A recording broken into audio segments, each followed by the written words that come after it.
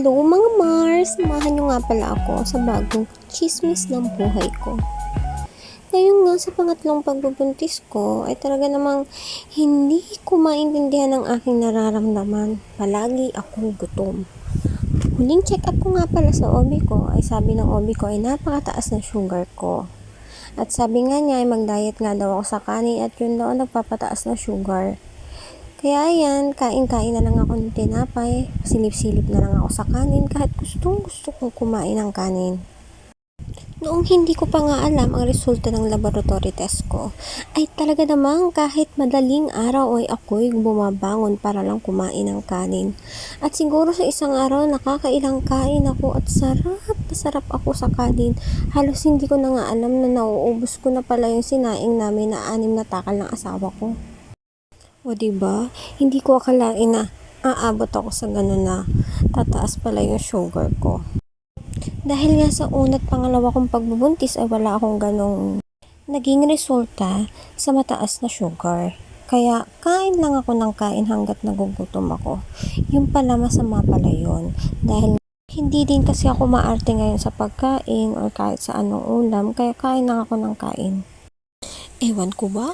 Gusto ko talaga ng kanin. Kaya ayan, tinatinapay na lang. Isa-isa na lang pag nagugutom ako. Tapos mamaya na ulit yung kain ko pagdating ng asawa ko. Alam mo yun, kahit walang magbabawala sa akin, kailangan ko pa rin disiplinahin yung sarili ko. Kasi alam ko ako din naman yung mahirapan pag manganganak na ako. At dahil nga wala akong trabaho, napapansin ko, yung mga binti ko at paa ay namamagana. Diyos ko, paano ba namang hindi mamamagayan? Pagkatapos ko laging kumain, hihiga na naman ako. Ewan ko ba gusto ng katawan ko. Lagi akong pumikit, magpahinga. Parang lagi akong pagod. Pagkatapos ko nga diyang kumain ng tinapay, ay sinuklayan ko naman ang aking buhok. At pag hindi ko naman niya sinuklayan, ay sobrang tigas at napakahirap naman niyang suklayin. At sobra din naman makalagas ng buhok ko ngayon, lalo na ngayong buntis ako.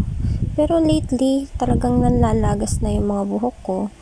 Kaya, nung nasa bahay ako, ay talagang hindi na ako halos nagsusuklay kahit bagong ligo. Ngayon ko lang talaga nasipagan suklay ng buhok. At kung mapapansin nyo nga dyan, ay napakalaki na ng tiyan ko at halatang halata na. Di ba buwan pa nga lang yan, ay talagang nalalakihan na ako. Yun lang for today's video at maraming salamat sa panonood. Babush!